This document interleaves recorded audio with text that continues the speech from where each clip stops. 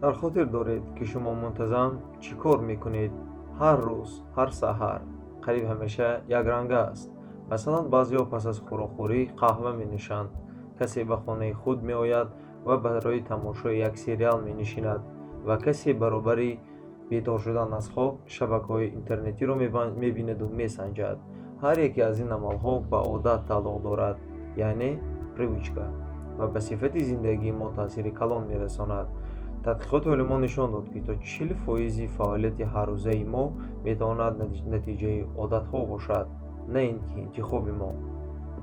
чунон ки шумо имрӯз тахмин кардаед, ки мо дар бораи одатҳо суҳбат хоҳем кард ва китоби Чарлз Дахик қуввати одат таҳлил хоҳем кард. чаро мо ин тавр зиндагӣ мекунем, на ба тариқи дигар?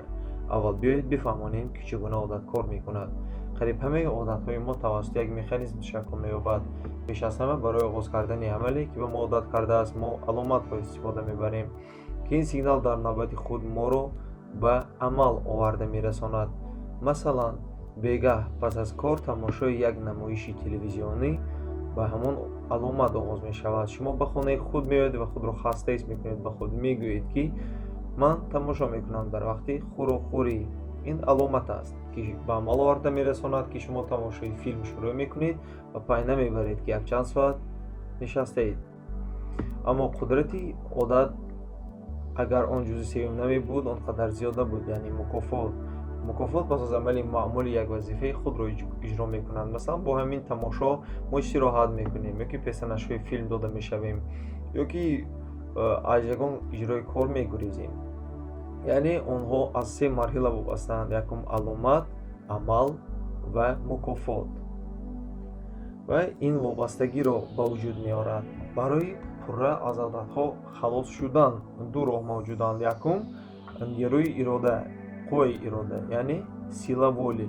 аммо ин хеле душвор аст ва чунин ирода вақте пайдо мешавад, ки воқеан он қадар қавӣ аст, ки шумо қатъиян тасмим мегиред, ки ба ин одатҳо барнамегардед ва онҳоро такрор намекунед. ин дар он ҳолат мешавад вақте ки шумо саломатиятон бад мешавад ё ки яке аз хиштаборатон мегузарад. бинобар ин роҳи дуввуми раҳоя аз одати бад ин гузоштани аломат ва мукофот дар механизм ва албатта иваз кардани амали одатӣ, яъне действие, ба чизи дигаре аст.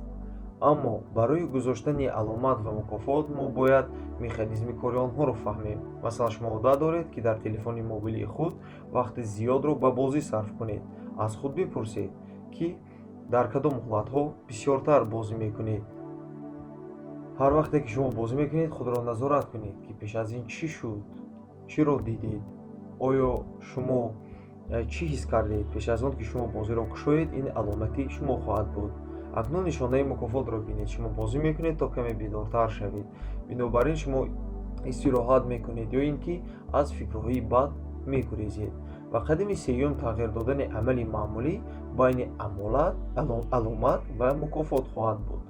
масалан, шумо дарк кардед, ки дар ҳар дафъа пас аз хӯроки нисфирӯзӣ ба бозӣ шурӯъ мекунед ва хоболудиро ҳис мекунед ва фикр мекунед, ки 15 дақиқаи бозӣ ба шумо қувват мебахшад ва шуморо ба худ меорад. агар ҳамин хел бошад, пас аз хӯроки нисфирӯзӣ дафъаи оянда кӯшиш кунед, ки машқҳои ҷисмонӣ кунед.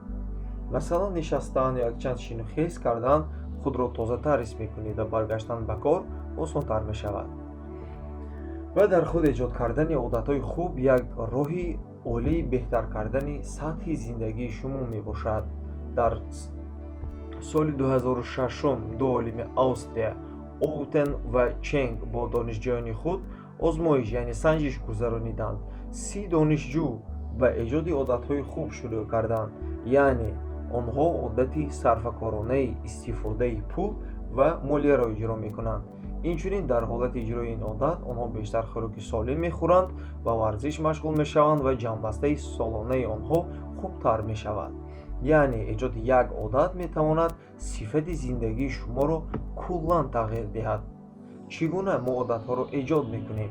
дар ин ҷо ҳама чиз нисбат ба халоси аз одат каме осонтар аст. масалан, агар шумо хоҳед, ки саҳарӣ ба давидан машғул шавед, барои ба кор даровардани механизм масалан истодани футболка ва кроссовка дар назди ҷойгоҳ ва мукофот, яъне хӯроки болаззат ё кофе дар давоми рӯз ё ҳисоб кардани километрҳои тайкардашуда шуморо хурсанд мекунад. Чизи асосӣ ин аст, ки баъди мукофотро гирифтан шумо худро хуб ҳис кунед ва ҳаловат баред. мағзи сари шумо бояд миқдори андозаи эндорфин гирад ва он мукофотро бояд орзу кунад ва ин ҳама якбора ба амал намеояд. Ин муқаррарӣ аст ва ин эҳсоси ҳаловатро, лаззатро бояд интизор шуд. Масалан, агар шумо ба варзиш машғул шавед, шумо медонед, ки ҳама чиз бо душворӣ дода мешавад ва ба ҳисси хастагӣ ва ҳама гуна эҳсосоти дигар вуҷуд меояд. Аммо бо гузашти вақт шумо лаззат ва ҳаловат мегиред. ин аз он сабаб аст, ки организми манзури шумо истеҳсоли эндорфин шурӯъ мекунад ва омӯзиш ба лаззат табдил меёбад.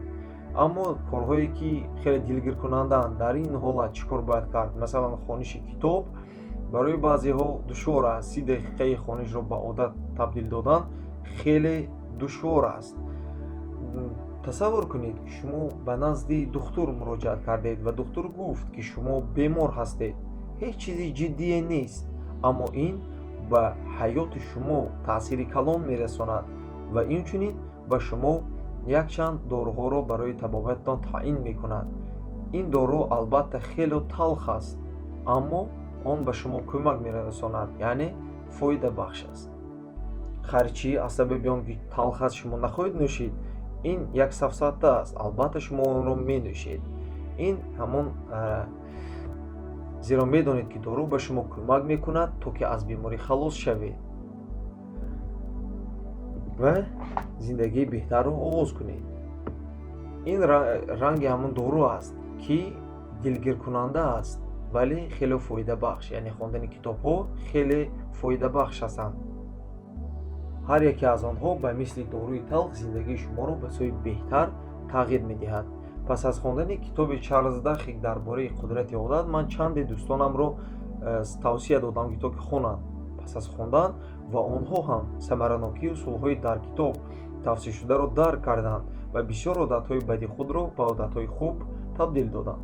сабаби асосӣ ин аст, ки барои сохтани як чизи муфиде, ки мураккаб аст ва мураккаб ба назар мерасад, механизми кори онро омӯхтан лозим аст.